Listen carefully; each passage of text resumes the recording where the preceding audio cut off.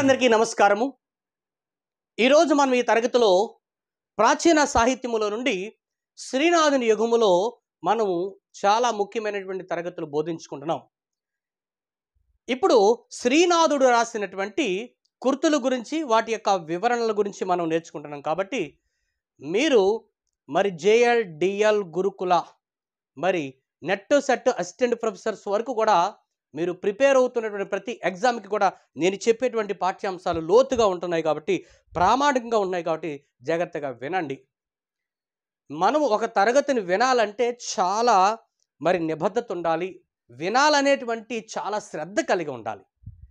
ఓకేనా? నేను ఒక పాఠ్యాంశాన్ని బోధించడానికి ఎంత శ్రమ తీసుకొని ఇంత అంశాలను నేను బోర్డు మీద రాసి చాలా టైంను కేటాయించి మంచి సబ్జెక్టుని మీకు ఇవ్వడానికి నేను ఎంత శ్రమిస్తున్నానో అంతకంటే ఎక్కువ మీరు చదవడానికి ప్రయత్నం చేస్తే ఖచ్చితంగా మీరు విజయాన్ని సాధిస్తారు. నేను శ్రమపడిన దాంట్లో మీరు కొంచెమైనా ఒక 50% చేస్తే ఖచ్చితంగా ఉద్యోగం సాధిస్తారు. ఓకేనా? ఎందుకనంటే నాలాగా మీరందరూ కూడా మంచి ప్రభుత్వ ఉద్యోగాన్ని పొందాలన్న ఉద్దేశంతోనే ఇంత ప్రామాణికమైన తరగతులు మీకు బోధిస్తున్నాను. ఓకే, శ్రీనాథుడు రాసినటువంటి ఈ తెలుగు సాహిత్య ప్రపంచములో 15వ శతాబ్దాన్ని శ్రీనాథ యుగం అంటారు. 15వ శతాబ్దపు ఆంధ్రదేశ చరిత్రనే శ్రీనాథుని యొక్క చరిత్రగా చెప్పడం జరిగింది. ఆయన రాసినటువంటి గ్రంథాల గురించి, గ్రంథంలో ఉన్నటువంటి ప్రతి అంశాన్ని పోటీ పరీక్షల నిమిత్తము ఉపయోగపడే ప్రతి అంశాన్ని మనం బోధించుకుంటున్నాం. కాబట్టి ఎప్పటికీ మీరు 2 తరగతులు పూర్తి తరగతులు విన్నారు. ఈ 3వ భాగములో శ్రీనాథుడు రాసినటువంటి ఆయనకి చాలా గొప్ప పేరు సంపాదించినటువంటి మరికొన్ని కృతులను, వాటి యొక్క వివరణలు కూడా ఇక్కడ నేర్చుకుందాం. చూడండి, ఇప్పుడు ఈ తరగతిలో మనము ప్రధానంగా శ్రీనాథుడు రాసినటువంటి శృంగార నైషధం యొక్క గ్రంథ వివరణలు, అలాగే శ్రీనాథుడు రాసినటువంటి హర విలాసం గురించి, దాంట్లో ఉన్నటువంటి ప్రధానమైనటువంటి ఘట్టాలను కూడా ఇందులో మీకు బోధిస్తాను. ఈ అంశాలు సరిపోతాయి మీకు. వీటిని చదివిన తర్వాత మీకు ఒక మంచి ధైర్యం వస్తుంది. ఇది నేను చదువుకుంటే మంచి ఉద్యోగం వస్తుంది అనేటువంటి కాన్ఫిడెన్స్ మీకు పెరుగుతుంది. ఎందుకంటే వీటిని మించి బయటికి వెళ్ళే ప్రసక్తి ఖచ్చితంగా ఉండదు. ఓకేనా? రైట్, చూద్దాం. శ్రీనాథుడు రాసినటువంటి శృంగార నైషధములో దాని యొక్క విశేష అంశాలన్నీ కూడా ఇక్కడ మీకు నేను తెలియజేస్తున్నాను. చూడండి, శ్రీనాథుడు శృంగార నైషధాన్ని ఏ వయసులో రాశాడంటే నిండు యవ్వనంలో రాసిన గ్రంథము శృంగార నైషధం. దీంట్లో ప్రధాన రసము కూడా శృంగార రసం.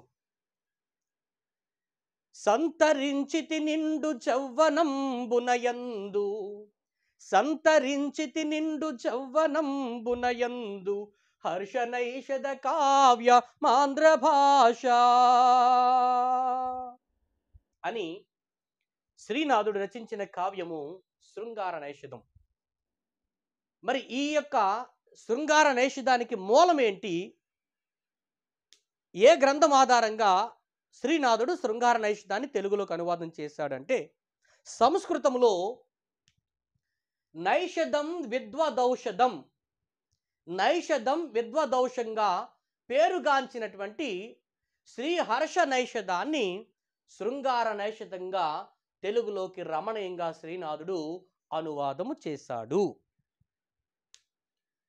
అంటే ఈ శృంగార నైషధానికి మూల గ్రంథం ఏంటంటే శ్రీహర్షుడు రాసినటువంటి హర్ష నైషధాన్ని శృంగార నైషధంగా శ్రీనాథుడు తెలుగులోకి అనువాదం చేశాడు.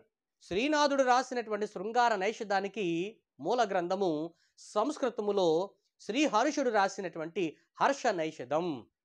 ఓకేనా?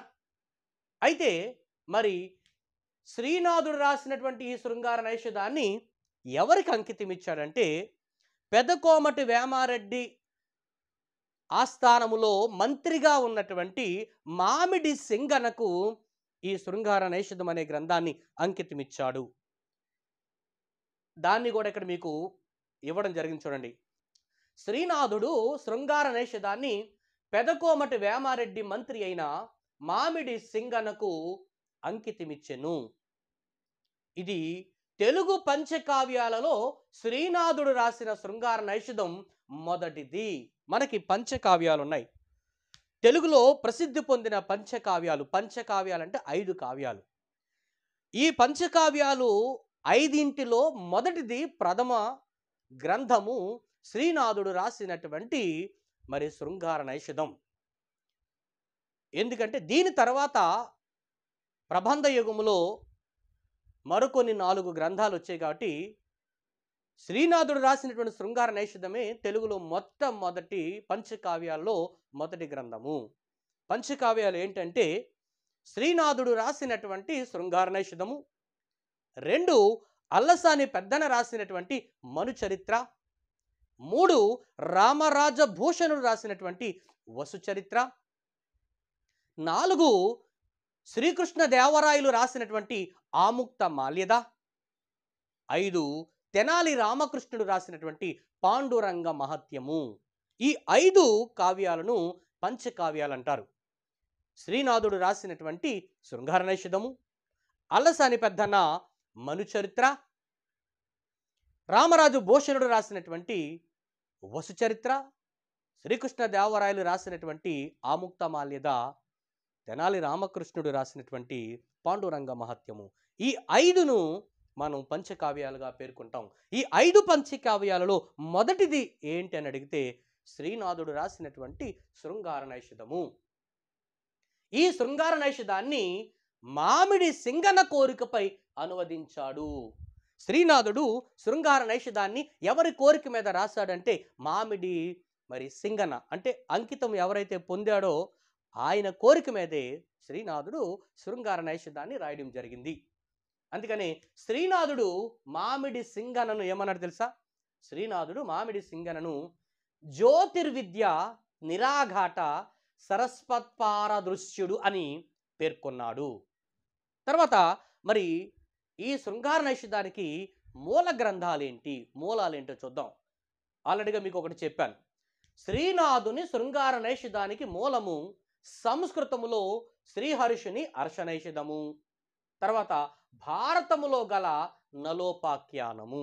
ఈ శృంగార నైషధానికి మూల గ్రంథాలు ఏంటంటే సంస్కృతంలో శ్రీహర్షుడు రాసినటువంటి హర్ష నైషధీయము, తర్వాత మరి భారతములో నలోపాఖ్యానము. ఈ 2 కూడా శ్రీనాథుడు రాసినటువంటి శృంగార నైషధానికి మూల గ్రంథాలుగా చెప్పవచ్చు. తర్వాత హర్ష నైషధ చరిత్రములో అంటే సంస్కృతములో శ్రీహర్షుడు రాసినటువంటి హర్ష నైషధ చరిత్రములో 22 సర్గలు ఉంటాయి సార్, గుర్తుపెట్టుకోవాలి. చాలా చాలా ఇంపార్టెంట్ ముఖ్యమైన అంశాలు. 22 సర్గలు, 2800 శ్లోకాలు ఉన్నాయి. అయితే శ్రీనాథుని శృంగార నైషధములో 8 ఆశ్వాసాలు, సుమారు 1300 గద్య పద్యాలు ఉన్నాయి. ఇందులోంచి మనకి ఒక ప్రశ్న ఇంతకుముందు పరీక్షలు అడగడం జరిగింది. తర్వాత శ్రీనాథుడు తన శృంగార నైషధ అనువాద పద్ధతిని గురించి గ్రంథాంతములో ఇలా చెప్పుకున్నాడు. మరి శ్రీనాథుడు రాసినటువంటి శృంగార నైషధం యొక్క అనువాద పద్ధతి ఎలా ఉందో ఆయనే శృంగార నైషధం అనేటువంటి గ్రంథ అంతములో చెప్పడం జరిగింది. ఏమని చెప్పాడంటే, ఇది చాలాసార్లు అడిగిన ప్రశ్న సార్. శ్రీనాథుడు తన శృంగార నైషధ అనువాద పద్ధతిని గురించి గ్రంథాంతములో ఇలా చెప్పుకున్నాడు. ఏమని? అశేష మనీషి హృదయంగమంబుగా శబ్దంబుననుసరించియు, 1 శబ్దంబుననుసరించియు అభిప్రాయంబు గుర్తించియు భావంబు ఉపలక్షించియు రసంబు పోషించియు అలంకారంబు భూషించియు ఔచిత్యం ఆదరించియు అనౌచిత్యంబు పరిహరించియు మాతృకానుసారంబున చెప్పబడినని శ్రీనాథుడు చెప్పినాడు. ఒకసారి జాగ్రత్తగా వినండి. ఇందులోంచి ఏవైనా 2 మరి మాటలను తీసుకుని శ్రీనాథుడు ఈ మాటలను, ఈ వాక్యాలను ఏ గ్రంథం గురించి చెప్పాడు అని చాలాసార్లు అడిగిన ప్రశ్న. ఎందుకంటే శ్రీనాథుడు రాసినటువంటి శృంగార నైషధాన్ని అనే గ్రంథాన్ని నేను ఎలాగ అనువాదం చేశానో అని తన అనువాద పద్ధతిని చెప్పుకున్నాడు. ఎన్ని అంశాలు చెప్పుకున్నాడు చూడండి. ఇక్కడ శబ్దంబును అనుసరించియు, అభిప్రాయంబు గుర్తించియు భావంబు ఉపలక్షించియు రసంబు పోషించియు అలంకారంబు భూషించియు ఔచిత్యం బాదరించియు అనౌచిత్యంబు పరిహరించియు అని మాతృకానుసారంబున చెప్పబడినని శ్రీనాథుడు చెప్పాను. అంటే ఇందులో శబ్దంబును అనుసరించియు, ఈ మాటలు శృంగార నైషధం గురించి. శబ్దంబును అనుసరించి అంటే మూల గ్రంథంలో ఏమైనా అనువదించడానికి వీలు లేని పదాలు ఏమైనా ఉంటే మరి వాటిని యథాతథంగా నేను ఏం చేస్తానండి, ఆ శబ్దంబును అనుసరించే దాన్ని అనువాదం చేస్తాను. కాబట్టి అలాగ చాలా పదాలను హర్ష నైషిధ్యంలో ఉన్నటువంటి పదాలను మరి యథాతథంగా కూడా ఈ అనువాదంలోకి తీసుకురావడం జరిగింది. కాబట్టి ఆ శబ్దాలను కూడా అనుసరించి నేను రాయడం జరిగింది. తర్వాత అభిప్రాయంబు గుర్తించియు, మూల గ్రంథములో ఉన్నటువంటి అభిప్రాయాలు నేను గుర్తించి నా అభిప్రాయాన్ని జోడించి మరి గ్రంథాన్ని రాయడం జరిగింది. భావంబు ఉపలక్షించియు, భావయుక్తంగా నేను రాయడానికి ప్రయత్నం చేశాను. రసంబు పోషించియు, శ్రీనాథుడు రసాలలో దిట్ట కాబట్టి చాలా అద్భుతమైనటువంటి రసాలు, ఇందులో ప్రధానమైన రసం శృంగార రసం కాబట్టి అన్ని రసాలను కూడా అద్భుతంగా వర్ణించేటువంటి కవి కూడా శ్రీనాథుడే. తర్వాత అలంకారంబు భూషించియు, చక్కని అలంకారాలతో వినసొంపైనటువంటి పదాలను పెట్టి ఆయన రాయడం జరిగింది. తర్వాత ఔచిత్యం ఆదరించియు, ఔచిత్యం అంటే ఏ కథలో ఎలాంటి చక్కనిటువంటి వర్ణన ఉపయోగించాలో అంత ఉచితంగా అంత ఔచిత్యంగా ఆ యొక్క రచన జరిగిందని చెప్పడం జరిగింది. తర్వాత అనౌచిత్యంబు పరిహరించియు, అనౌచిత్యం అంటే అక్కడ ఉపయోగము లేనటువంటి పదాలను తీసివేసి ఉచితమైనటువంటి ఔచిత్యమైనటువంటి పదాలను అక్కడ పెట్టడం జరిగి చాలా చక్కగా వివరణాత్మకంగా మరి ఈ యొక్క గ్రంథాన్ని రాయడం జరిగింది. ఈ విధంగా ఆయన శబ్దంబును అనుసరించి అభిప్రాయంబు గుర్తించి భావంబు ఉపలక్షించియు రసంబు పోషించియు అలంకారంబు భూషించియు ఔచిత్యం ఆదరించి నేను అనౌచిత్యాన్ని పరిహరించి, అంటే అనౌచిత్యం అంటే అక్కడ అవసరం లేనటువంటి దాన్ని పరిహరించి తీసివేసి అక్కడ ఔచిత్యం ఏంటో దానిని ఆయన అక్కడ పెట్టడం జరిగింది. ఇలాగా తన గ్రంథాన్ని చాలా అద్భుతంగా రాస్తానని ఈ అంశాలను చెప్పడం జరిగింది. కాబట్టి మరి ఇంత గొప్ప కథలో ఉన్నటువంటి పాత్రలను చూద్దాం. ఈ శృంగార నైషధంలో ఉన్నటువంటి పాత్రలు నలమహారాజు దమయంతి కథ. ఏంటి సార్? నలమహారాజు కథ, నల దమయంతుల కథ. ఇందులో మళ్ళీ హంస దౌత్యం ఉంటుంది, నల దౌత్యం ఉంటుంది. హంస దౌత్యము నల దౌత్యము కలిగినటువంటి కావ్యము శృంగార నైషధం. ఇందులో ప్రధానమైనటువంటి పాత్రలు నలుడు, దమయంతి. కాబట్టి నలమహారాజు, దమయంతి. ఇక్కడ శృంగార నైషధములో నల దమయంతుల మధ్య మరి దోతగా వ్యవహరించింది ఎవరంటే హంస.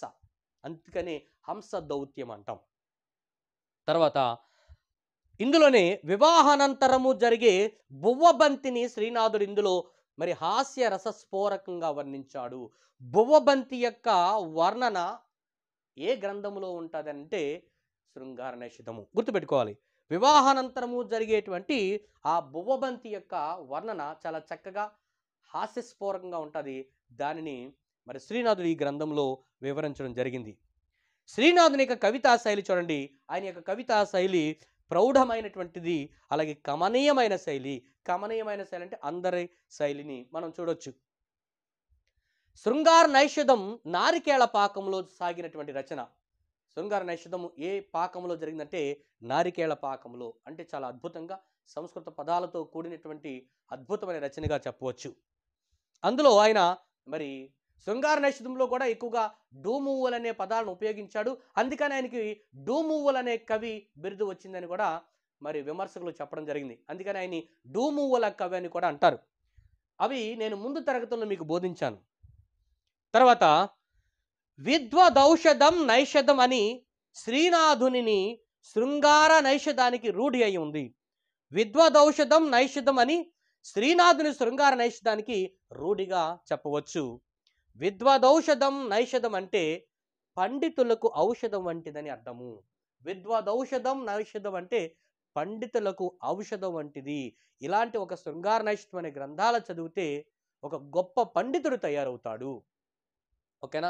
చివరిగా చూడండి, ఆంధ్ర భాష నైషధాబ్జ భవుని అని శ్రీనాథుడు తనను గురించి హరవిలాసమున చెప్పుకున్నాడు. ఆంధ్ర భాష నైషధాబ్జ భవుని అని శ్రీనాథుడు తన గురించి హరవిలాసములో చెప్పుకున్నాడు. ఈ అంశాలన్నీ కూడా మనకి శృంగార నైషధం గురించి. ఒక్క నిమిషంలో వీటిని రివిజన్ చేస్తాను చూడండి. శృంగార నైషధం గురించి.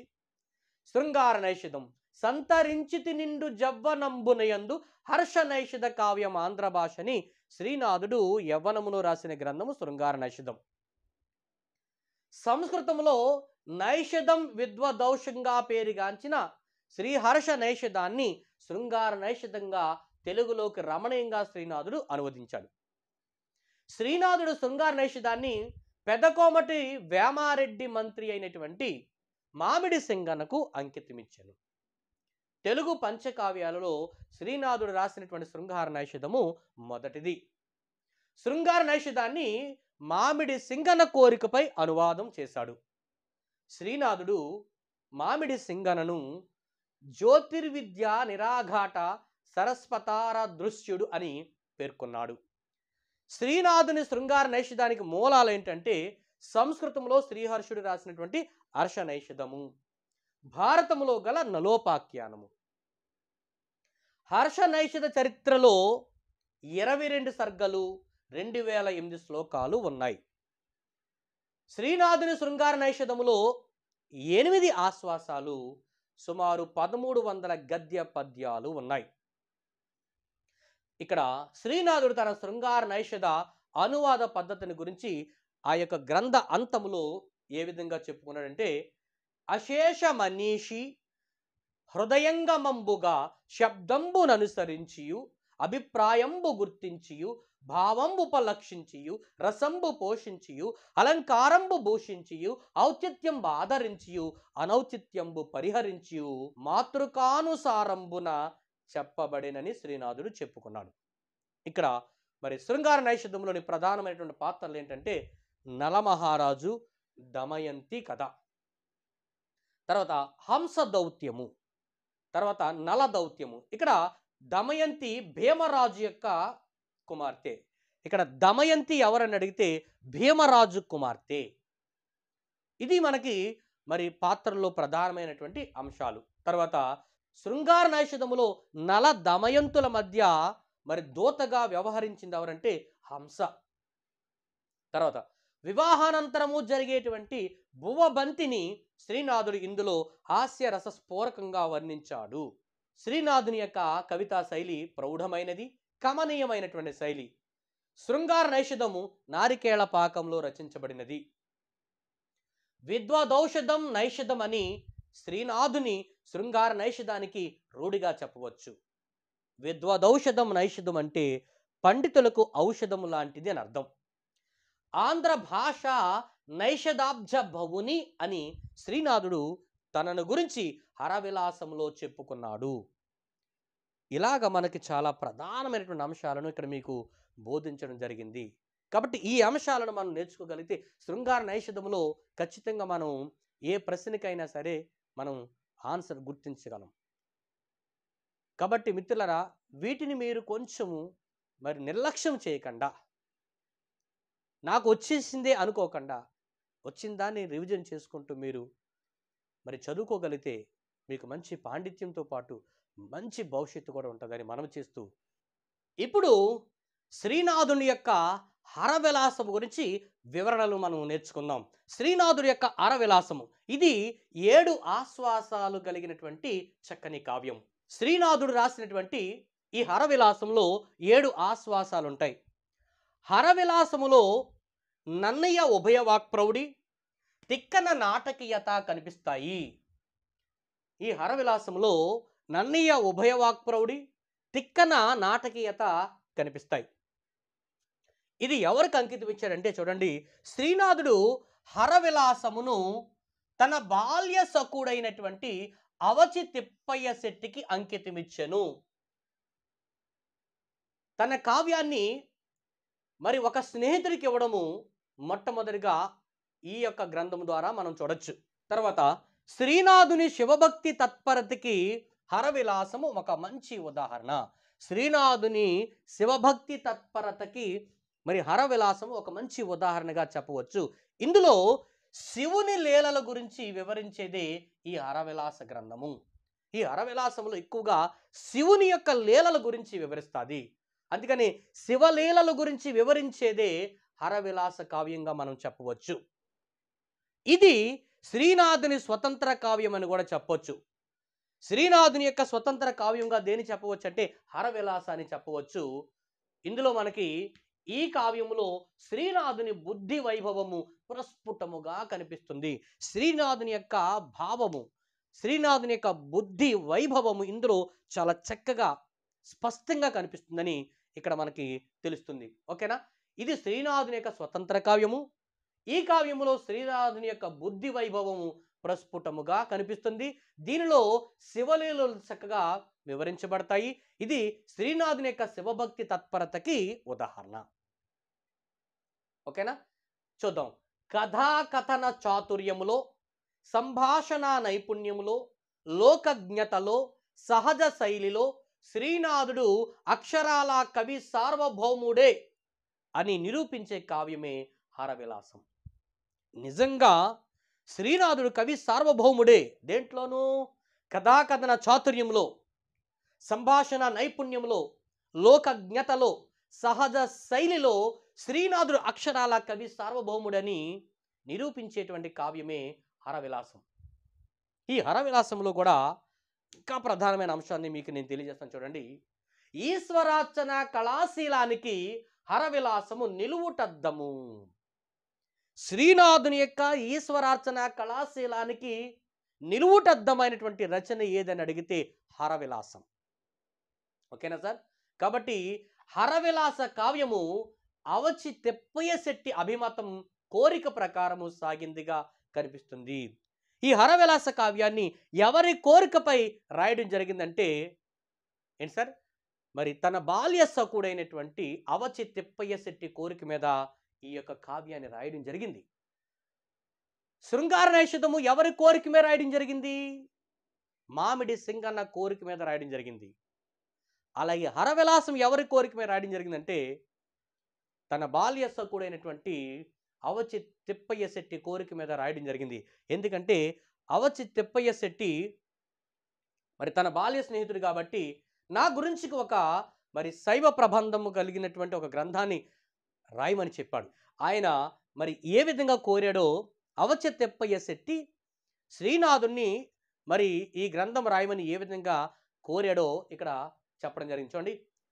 ఆగమ జ్ఞాన నిధివి తత్వార్థగనివి బహుపురాణుజ్ఞుండవు శుభభవ్యమతివి బాలసకుడవు శైవ ప్రబంధమొకటి అవధరింపుము నా పేర నంకితముగా. అవచి తిప్పయ్య శెట్టి గారు శ్రీనాథుని అడిగాడు, నా పేర ఒక శైవ ప్రబంధము రాయి, అది నాకు అంకితమని ఈ విధంగా చెప్తున్నాడు. ఆగమ జ్ఞాన నిధివి తత్వార్థగనివి బహుపురాణుజ్ఞుండవు శుభభవ్యమతివి బాలసకుడవు శైవ ప్రబంధమొకటి యవధరింపుము నా పేర నంకితముగా. కాబట్టి నా పేరు మీద ఒక గ్రంథము రాసి, అది ఎలాంటి గ్రంథం అన్నాడు? ఏంటండి? శైవ ప్రబంధం ఒకటి నా పేరు మీద రాసి అది నాకు అంకితం ఇవ్వు అని శ్రీనాథుని అడిగిన వాడు అవచి తిప్పయ్య శెట్టి. గుర్తుపెట్టుకోండి. ఇప్పుడు ఈ గ్రంథం యొక్క ప్రత్యేకత ఇక్కడ తెలియజేస్తాను. ఎందుకు అవచి తిప్పయ్య శెట్టి శ్రీనాథుని అంతగా ఒక శైవ ప్రబంధం రాయమని అడిగాడంటే, చిరుతొండ నంబి తిప్పయ్య శెట్టి గారి వంశపురుషుడు. మనకి హరవిలాసంలో చిరుతొండ నంబి కథ మనకి 1-2 ఆశ్వాసాల్లో ఉంటుంది. ఎందుకంటే ఆ అంశాలన్నీ కూడా నేను ఇక్కడ మీకు ఇవ్వడం జరిగింది.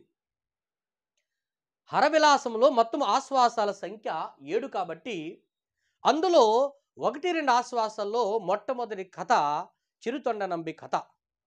కాబట్టి ఈ చిరుతొండ నంబి తిప్పయ్య శెట్టి గారి వంశపురుషుడండి. అందుకనే ఆ యొక్క చిరుతొండ నంబి మరి శివభక్తుడు కూడా. కాబట్టి తిప్పయ్య శెట్టి గారి వంశపురుషుడు శివభక్తుడు కావడం చేత చిరుతొండ నంబి ఉపాఖ్యానము కావ్యములోని మొదటి కథగా నిలిచింది. అంటే అవచి తెప్పయ్య శెట్టి కోరిక మీద ఈ హరవిలాసం అనేటువంటి కావ్యాన్ని రాశాడు కాబట్టి చిరుతొండ నంబి కథను మొట్టమొదటిగా తీసుకోవడం జరిగింది. ఎందుకంటే చిరుతొండ నంబి మరి అవచి తెప్పయ్య శెట్టి గారికి వంశపురుషుడు.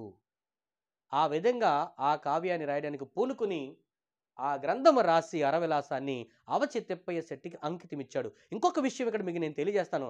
అతడు బాల్య స్నేహితుడు. అంతేకాదు, తప్పని పరిస్థితిలో రాయవలసింది స్నేహితుడు కాబట్టి ఖచ్చితంగా దానికి ప్రాధాన్యత ఇవ్వవలసి వచ్చింది. ఎందుకంటే అప్పటికే కొండవీటి రెడ్డి రాజ్యం పతనమైపోయింది. కాబట్టి తన స్నేహితుడి దగ్గరికి వచ్చాడు. స్నేహితుడి యొక్క పంచన చేరాడు కాబట్టి, కాంచీపురం వచ్చాడు కాబట్టి ఆ ఉద్దేశంతో స్నేహితుడు చెప్పినటువంటి మాటను కూడా అంగీకరించి హరవిలాసం అనే కావ్యం రాసి ఆ యొక్క గ్రంథాన్ని స్నేహితుడికి అంకితం ఇచ్చాడు. చిరుతొండ నంబి కథ పాల్కురికి సోమన రాసిన బసవ పురాణంలో సిరియాళుని కథను గ్రహించి శ్రీనాథుడు స్వతంత్రంగా రాసెను. కాబట్టి పాల్కురికి సోమనాథుడు మనకి బసవ పురాణంలో మరి సిరియాళుని కథ, ఆ కథను ఆధారంగా తీసుకుని శ్రీనాథుడు మరి ఈ హరవిలాసాన్ని స్వతంత్ర కావ్యంగా రాయడం జరిగింది. శ్రీనాథుడు హరవిలాస కావ్యాన్ని శైవ ప్రబంధంగా పేర్కొన్నాడు. కాబట్టి శ్రీనాథుడు ఈ యొక్క హరవిలాసాన్ని శైవ ప్రబంధంగా పేర్కొన్నాడు. గుర్తుపెట్టుకోండి, తన రాసినటువంటి హరవిలాసాన్ని శైవ ప్రబంధంగా పేర్కొన్నటువంటి కవి శ్రీనాథుడు. ఇంకా మీకు మంచి పాయింట్లు చెప్తున్నాను చూడండి. ఒక స్నేహితునికి అంకితం ఇవ్వబడినటువంటి మొట్టమొదటి కావ్యము హరవిలాసం. ఒక స్నేహితునికి మొట్టమొదటిగా ఇవ్వబడినటువంటి కావ్యము మరి హరవిలాసం. ఈ హరవిలాసంలో ప్రధానంగా మనకి కొన్ని ముఖ్యమైనటువంటి కథలు కూడా ఉన్నాయి. ఇప్పుడు మనం మొదలు చెప్పుకున్నాం ఏంటండి, చిరుతొండ నంబి కథ. చివరిది కిరాతార్జునీయము. ఆ వివరణ కూడా మీకు ఇస్తున్నాను. కిరాతార్జునీయము కూడా సంస్కృతములో భారవి రాసిన కిరాతార్జునీయమును అనుసరింపక నన్నయ్య భారతములోని పాశుపతాస్త్ర సంపాదన ఘట్టాన్ని ఆధారంగా రాశాడు. అంటే ఇక్కడ మీకు హరవిలాసంలో ఉన్నటువంటి ప్రధానమైనటువంటి కథలేంటి, అవి ఎక్కడి నుంచి గ్రహించబడ్డాయి అంటే మనకి చిరుతొండ నంబి అనే కథ పాల్కురికి సోమనాథుడు రాసినటువంటి బసవ పురాణంలోంచి స్వీకరించి రాశాడు. స్వతంత్ర కావ్యంగా రాశాడు ఇక్కడ. అలాగే కిరాతార్జునీయం మనం ఏమనుకుంటామంటే సంస్కృతంలో కిరాతార్జునీయం రాసిన వాడు భారవి కాబట్టి భారవి రాసినటువంటి కిరాతార్జునీయం నుంచి గ్రహించాడేమో అనుకుంటాం. కాదు, గుర్తుపెట్టుకోండి, ఇక్కడ చాలా ప్రధానమైంది. ఈ హరవిలాసంలోని కిరాతార్జునీయం అనేటువంటి ఈ కథను శ్రీనాథుడు ఎక్కడి నుంచి గ్రహించాడంటే చూడండి, సంస్కృతములో భారవి రాసినటువంటి కిరాతార్జునీయమును అనుసరింపక నన్నయ్య భారతములోని పాశుపతాస్త్ర సంపాదన ఘట్టాన్ని ఆధారంగా రాయడం జరిగింది. ఓకేనా? కాబట్టి ఇక్కడ హరవిలాసములో ఉన్నటువంటి కథలేంటి, అవి ఏ ఆశ్వాసాల్లో ఉన్నాయనేది కూడా ఇక్కడ మీకు క్లారిటీగా ఇస్తున్నాను. సార్, ఇంత డెప్త్గా మీరు చదువుతున్నారు, ఇలా చదవాలి, ఖచ్చితంగా చదవాలి. ఏదో మీరు హరవిలాసము శ్రీనాథుని కావ్యము దీనిని అవచి తెప్పయ్య శెట్టికి అంకితం ఇచ్చాడు, దీంట్లో 7 ఆశ్వాసాలు అంటే సరిపోదు. మీరు జేఎల్డిఎల్ గురుకుల అసిస్టెంట్ ప్రొఫెసర్స్కి నెట్ సెట్ ప్రిపేర్ అయితే అది సరిపోదు. అందుకని నేను పూర్తిగా ఇంత లోతుగా ఇవ్వడానికి కారణం కూడా మీకు భవిష్యత్తులో మీకు సబ్జెక్ట్ వస్తుంది, మంచి ఉద్యోగాలు సాధించడానికి కూడా ఉపయోగపడుతుంది. చూడండి, ఇక్కడ హరవిలాసంలో ఇది 7 ఆశ్వాసాల శైవ లీలా విలాస కావ్యం, విలాసవంతమైన కావ్యం. ఎందుకంటే ఇందులో శివలీలలు ఎక్కువగా చెప్పబడ్డాయి. శివుడి గురించి రాయమంటేనంట శ్రీనాథుని యొక్క నాలుకపైన శివలీలలు నాట్యమాడతాయంట. శ్రీనాథుని నాలుక మీద నాట్యం ఆడేవి ఏంటి? శివలీలలు. అందుకని ఆయన అద్భుతంగా 7 ఆశ్వాసాలు కలిగినటువంటి ఈ కావ్యము శైవ లీలా విలాస కావ్యం అంటారు. దీనికి మూలాలు చెప్పాను కదా, ఒక్కొక్కటి చూడండి. కాళిదాసు రాసిన కుమార సంభవము నుండి గౌరీ కళ్యాణ ఘట్టాన్ని గ్రహించాడు. ఉత్ప్రేక్ష వల్లభుడు రాసిన భిక్షాటన కావ్యం నుంచి కూడా కొంత ఆధారంగా తీసుకుని రాయడం జరిగింది. పాల్కురికి సోమన రాసినటువంటి బసవ పురాణంలోని సిరియాలిన్ కథను గ్రహించి రాశాడు. అలాగే భారతములోని ఇక్కడ రాయడం జరిగింది, నన్నయ్య భారతములోని పాశుపతాస్త్ర సంపాదన ఘట్టాన్ని ఆధారంగా మరి ఈ కిరాతార్జునమైనటువంటి ఘట్టాన్ని రాయడం జరిగింది. అంటే ఇక్కడ మనకి ఇక్కడ మీరు ఇంకొక పాయింట్ మీరు ఇక్కడ యాడ్ చేసుకోండి. నేను కింద రాశాను కాబట్టి దీన్ని మీరు ఇక్కడ చేర్చుకోవచ్చు. హరవిలాసం ఇంత గొప్ప గ్రంథము, ఎందుకు ఇంత డెప్త్గా చదువుకోవాలంటే ఇలాంటి అంశాల్లోంచే మనకి పరీక్షల్లో ప్రశ్నలు ఇవ్వడం జరుగుతుంది. ఓకేనా? హరవిలాసంలోని ముఖ్యమైనటువంటి మరి కథలు ఏంటో చూద్దాం. ఇక్కడ మీకు నేను ప్రధానంగా ఒక 5 కథలు ఇవ్వడం జరిగింది. ఈ కథలు ఏ రసాల్లో ఉన్నాయి, ఏ ఆశ్వాసాల్లో ఉన్నాయని కూడా మీకు ఇక్కడ ఎన్నో, ఆ కథ ఏ రసములో ఉంది, ఆ కథ ఎన్నో ఆశ్వాసాల్లో ఉంది కూడా ఇక్కడ నేను ఇవ్వడం జరిగింది. అది కూడా మీరు రాసుకోవచ్చు. ఓకేనా? చూద్దాం. హరవిలాసంలోని ముఖ్యమైన కథలు ఇక్కడ మీకు 5 ఇచ్చాను. ఒకటి చిరుతొండ నంబి కథ. ఈ చిరుతొండ నంబి కథ, దీంట్లో ప్రధానమైన రసం ఏంటంటే భక్తి రస ప్రధానమైన కథ. చిరుతొండ నంబి కథ అంటే భక్తి రస ప్రధానమైనటువంటి కథ. ఇది 1-2 ఆశ్వాసాల్లో ఉంటుంది. 1-2 ఆశ్వాసాల్లో ఉండే కథ చిరుతొండ నంబి కథ. దీంట్లోనే మనం సిరియాళ్ళ గురించి బాగా నేర్చుకుంటాం. చాలా అద్భుతంగా ఉంటుంది. రెండోది గౌరీ కళ్యాణ కథ. గౌరీ కళ్యాణ కథ. ఇందులో ఉన్నటువంటి రసము ఉదాత్త శృంగార ప్రధాన కథ. ఉదాత్త శృంగార ప్రధానమైనటువంటి కథ. అంటే దీంట్లో శృంగార రసం, దీంట్లో మొదటి దాంట్లో భక్తి రసం. ఈ గౌరీ కళ్యాణ కథ 3-4 ఆశ్వాసాల్లో ఉంటుంది. 3-4 ఆశ్వాసాల్లో ఉండే కథ గౌరీ కళ్యాణ కథ. తర్వాత 3 దారుకా వన విహారం. ఈ దారుకా వన విహారములో ఉన్నటువంటి రసాలు ఏంటంటే పైకి శృంగార రసం కనిపిస్తుంది, లోన శాంతరసం కనిపిస్తుంది. ఇది మరి 5వ ఆశ్వాసములో ఉండేటువంటి కథ దారుకా వన విహారం. శివపార్వతులు దారుకా వన విహార ఘట్టము ఇందులో మనకు కనిపిస్తుంది. తర్వాత 4 సముద్ర మదనం. సముద్ర మదనములో ఉన్నటువంటి మరి రసం ఏంటంటే అద్భుత రసం. ఇందులో శివమహిమ ప్రతిపాదన కలదు. శివమహిమ ప్రతిపాదకం. సముద్ర మదనములోనే అలాహలా భక్షణం మనకి కనిపిస్తుంది. ఇది అద్భుత రస కథ, శివమహిమ ప్రతిపాదకం కలిగినటువంటిది. ఇది 6వ ఆశ్వాసంలో ఉంటుంది ఈ కథ. ఏంటి సార్? సముద్ర మదనము అద్భుత రస కథ, 6వ ఆశ్వాసంలో ఉండేటువంటి కథ. చివరగా 5వది కిరాతార్జునీయం. కిరాతార్జునీయములో ప్రధాన రసం వీరరస ప్రధాన కథ. ఇది 7వ ఆశ్వాసంలో ఉంటుంది. ఇది ప్రామాణికమైన గ్రంథాల్లో మనకి పోటీ పరీక్షల కోసం కూడా ఇవ్వడం జరిగింది సార్. ఇలా కానీ ఇస్తే ఖచ్చితంగా నువ్వు మాత్రమే చేయగలవు. ఇది కొంచెం చాలా డెప్త్ అయింది. ఎందుకంటే చిరుతొండ నంబి కథలో ప్రధాన రసం ఏంటంటే భక్తి రసం చెప్పొచ్చు. ఇది ఎన్నో ఆశ్వాసాల్లో ఉంది, 1-2 ఆశ్వాసాల్లో ఉన్నటువంటి కథ. గౌరీ కళ్యాణంలో ఉన్నటువంటి రసము ఉదాత్త శృంగార ప్రధాన కథ. ఇది 3-4 ఆశ్వాసాల్లో ఉంది. మరి దారుకా వన విహారము పైకి శృంగార రసము, లోన శాంతరసం. ఇది 5వ ఆశ్వాసములో ఉంది. సముద్ర మదనము, దీంట్లో ఉన్నటువంటి ప్రధానమైనటువంటి వర్ణన వస్తువు అలాహల భక్షణం. ఇందులో అద్భుత రస కథ, శివమహిమ ప్రతిపాదకం కూడా దీంట్లో ఉంటుంది. ఇది 6వ ఆశ్వాసములో కనిపిస్తుంది. చివరగా కిరాతార్జునీయము, ఇది వీరరస ప్రధానమైన కథ. ఇది 7వ ఆశ్వాసములో ఉంటుంది. తర్వాత చూడండి, ఇప్పటికీ మనకు దొరుకుతున్న విలాస కావ్యాలలో మొట్టమొదటిది శ్రీనాథుని యొక్క హరవిలాసమే. విలాస కావ్యాలు మనకు చాలా వచ్చాయి, కానీ తెలుగులో ఇప్పటికీ మనకి లభ్యమవుతున్నటువంటి దొరుకుతున్నటువంటి విలాస కావ్యాలలో మొదటిది ఏదని అడిగితే శ్రీనాథుడు రాసినటువంటి హరవిలాసమే. ఎందుకంటే శ్రీనాథునికి పూర్వము నన్నయ్య చాముండికా విలాసాన్ని రాశాడు, నన్నచోరుడు కళా విలాసాన్ని, నాచన సోముడు వసంత విలాసాన్ని, హరిహర విలాసాన్ని రచించినట్లు ప్రతీతి ఉన్నా ప్రస్తుతం అవి లభించుటలేదు. అంటే శ్రీనాథుడి కంటే ముందు విలాస కావ్యాలు రాశారు. నన్నయ్యము చాముండిక విలాసాన్ని, నన్నచోరుడు కళా విలాసాన్ని, నాచన సోముడు వసంత విలాసాన్ని, మరి హరి విలాసాన్ని లేదా హర విలాసాన్ని రచించినట్లు ఉన్నప్పటికీ అవి ఇప్పుడు మనకి లభ్యము కావడం లేదు.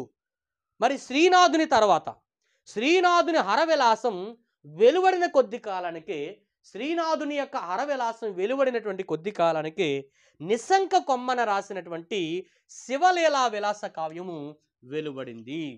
అంటే నిశంక కొమ్మన రాసినటువంటి విలాస కావ్యం ఏదంటే శివలీలా విలాసము. శ్రీనాథుడు రాసినటువంటి కొద్ది కాలం తర్వాత నిశంక కొమ్మన రాసినటువంటి విలాస కావ్యం ఏదంటే శివలీలా విలాసము. కానీ తెలుగులో మొట్టమొదటిగా మనకి లభ్యమవుతున్నటువంటి విలాస కావ్యాలలో మొదటిది ఏదని అడిగితే శ్రీనాథుడు రాసినటువంటి హరవిలాసమే. ఈ హరవిలాసాన్ని గురించి ఒక్క నిమిషంలో మీకు వివరిస్తాను, చూడండి రివిజన్. శ్రీనాథుని హరవిలాసము ఇది 7 ఆశ్వాసాలు కలిగినటువంటి కావ్యము. ఈ హరవిలాసములో నన్నయ్య ఉభయవాక్ ప్రౌఢి శైలి, తిక్కన నాటకీయ శైలి ఇందులో కనిపిస్తాయి. అంకితము శ్రీనాథుడు హరవిలాసమును బాల్య సకుడైనటువంటి అవచి తిప్పయ్య శెట్టికి అంకితమిచ్చాను. శ్రీనాథుని శివభక్తి తత్పరతకి హరవిలాసము ఒక మంచి ఉదాహరణ కావ్యము. శివుని లీలల గురించి వివరించేదే హరవిలాసము. ఇది శ్రీనాథుని స్వతంత్ర కావ్యమని చెప్పవచ్చు. ఈ కావ్యములో శ్రీనాథుని బుద్ధి వైభవం ప్రస్ఫుటంగా తెలుస్తుంది. కథాకథన చాతుర్యంలో, సంభాషణ నైపుణ్యంలో, లోకజ్ఞతలో, సహజ శైలిలో శ్రీనాథుడు అక్షరాల కవి సార్వభౌముడే అనేటువంటి నిరూపించేటువంటి కావ్యమే హరవిలాసం. ఈశ్వరార్చన కళాశీలానికి హరవిలాసము నిలువుటద్దముగా చెప్పవచ్చు. హరవిలాస కావ్యము అవచి తిప్పయ్య శెట్టి కోరిక మీద రాయడం జరిగింది. ఆగమ జ్ఞాన నిధివి, ఆగమ జ్ఞాన నిధివి, తత్వార్థగనివి, బహుపురాణుజుండవు, శుభభవ్యమతివి, బాలసకుడవు, శైవ ప్రబంధమొకటి, అవధరింపుము నా పేర నంకితముగా. నా పేరు మీద ఒక కావ్యమును రాసి ఆ యొక్క గ్రంథము నాకు అంకితమియ్యని చెప్పినవాడు, అడిగినవాడు అవచి తిప్పయ్య శెట్టి. అందుకని ఈ యొక్క హరవిలాసం అనేటువంటి కావ్యాన్ని రాసి తన బాల్య సకుడైనటువంటి అవచి తిప్పయ్య శెట్టికి అంకితమిచ్చాడు. చిరుతొండ నంబి తిప్పయ్య శెట్టి గారి వంశపురుషుడు, శివభక్తుడు కావడం చేత చిరుతొండ నంబి ఉపాఖ్యానము కావ్యములో మొదటి కథగా నిలిచింది. ఇక్కడ చెప్పాను చూడండి, ఈ యొక్క కావ్యంలో మరి చిరుతొండ నంబి కథ మొట్టమొదటిగా ఉంది. కాబట్టి చిరుతొండ నంబి కథ పాల్కురికి సోమన రాసిన బసవపురాణములోని సిరియాళుని కథను గ్రహించి శ్రీనాథుడు స్వతంత్రంగా రాశాను. శ్రీనాథుడు హరవిలాస కావ్యాన్ని శైవ ప్రబంధంగా పేర్కొన్నాడు. ఒక స్నేహితునికి అంకితం ఇవ్వబడినటువంటి మొట్టమొదటి కావ్యము హరవిలాసం. తర్వాత సంస్కృతంలో భారవి రాసినటువంటి కిరాతార్జునీయమును అనుసరించకుండా నన్నయ్య భారతములోని పాశుపతాస్త్ర సంపాదన ఘట్టాన్ని ఆధారంగా చేసుకుని ఈ యొక్క హరవిలాస కావ్యాన్ని కూడా రాయడం జరిగింది. హరవిలాసములో 7 ఆశ్వాసాలు ఉంటాయి. ఇది శైవలీలా విలాస కావ్యంగా పేర్కొనబడింది. దీని యొక్క మూలము కాళిదాసు రాసిన కుమార సంభవము నుండి గౌరీ కళ్యాణ ఘట్టాన్ని స్వీకరించాడు. ఉత్ప్రేక్ష వల్లభుడు రాసిన భిక్షాటన కావ్యం నుంచి కొంత ఆధారం తీసుకుని రాయడం జరిగింది. పాల్కురికి సోమన బసవ పురాణములోని సిరియాలిని కథను గ్రహించి రాయడం జరిగింది. నన్నయ్య భారతములోని మరి పాశుపతాస్త్ర సంపాదన ఘట్టాన్ని ఆధారంగా కూడా రాయడం జరిగింది. ఈ విధంగా మూలాలన్నీ కూడా మనం చెప్పుకున్నాం. హరవిలాసంలోని ముఖ్యమైనటువంటి 5 కథలు, ఏ రసాలు ఉన్నాయి అందులోను, ఆ యొక్క కథలు ఏ ఆశ్వాసాలు ఉన్నాయో కూడా ఇక్కడ మనం నేర్చుకుంటున్నాం. చిరుతొండ నంబి కథ భక్తిరస ప్రధానమైన కథ. ఇది 1-2 ఆశ్వాసాల్లో ఉన్నాయి. గౌరీ కళ్యాణం కథ ఉదాత్త శృంగార ప్రధాన కథ. ఈ కథ 3-4 ఆశ్వాసాల్లో ఉండడం జరిగింది. దారుక వనవిహారం పైకి శృంగారం కనిపిస్తుంది, లోన శాంతరసం. ఇది 5వ ఆశ్వాసములో ఉంది. సముద్ర మదనం దీంట్లో ప్రధానమైనటువంటి వర్ణ వస్తువు హలాహల భక్షణం. ఇది అద్భుత రస కథ, శివమహిమ ప్రతిపాదకం దీంట్లో ఉంటుంది. ఇది 6వ ఆశ్వాసంలో ఉన్నది. చివరగా 5వది కిరాతార్జునీయము. ఇది వీరరస ప్రధాన కథ 7వ ఆశ్వాసంలో ఉండడం జరిగింది. ఇప్పటి వరకు మనకు దొరుకుతున్నటువంటి విలాస కావ్యాలలో మొదటిది శ్రీనాథుడు రాసినటువంటి హరవిలాసమే. శ్రీనాథునికి పూర్వము నన్నయ్య చాముండిక విలాసాన్ని, నన్నచెరుడు కళా విలాసాన్ని, నాచన సోముడు వసంత విలాసాన్ని, హరిహర విలాసాన్ని రచించినట్లు ప్రతీతి ఉన్నా ప్రస్తుతం అవి లభించుట లేదు. శ్రీనాథుని హరవిలాసం వెలువడినటువంటి కొద్ది కాలానికే నిస్సంక కొమ్మన రాసినటువంటి శివలీల విలాస కావ్యము వెలువడింది. ఈ విధంగా మరి శ్రీనాథుడి గురించి మనం చాలా ముఖ్యమైన అంశాలు తెలుసుకున్నాం సార్. ఇవి రాసుకోవడమే కాదు, మీరు చదవకపోతే ఇవి గుర్తుండవు. నేను ఇంత డెప్త్గా వెళ్ళి మీకు ఇంత మెటీరియల్ సేకరించి మీరు మంచి ఉద్యోగాలు సాధించాలనేటువంటి నా తాపత్రయంలో మీ ప్రయత్నం కూడా ఎక్కువగా ఉంటే ఖచ్చితంగా విజయం సాధిస్తారు. మరి ఈ యొక్క తరగతి మీకు నచ్చితే ఒక లైక్ చేయండి, అందరికీ తెలియచేయండి. కాబట్టి ఖచ్చితంగా ఈ మంచి సబ్జెక్ట్ మీరు నేర్చుకుంటారని మరి ధన్యవాదములతో మీ చిందాడ చిన్నోడు.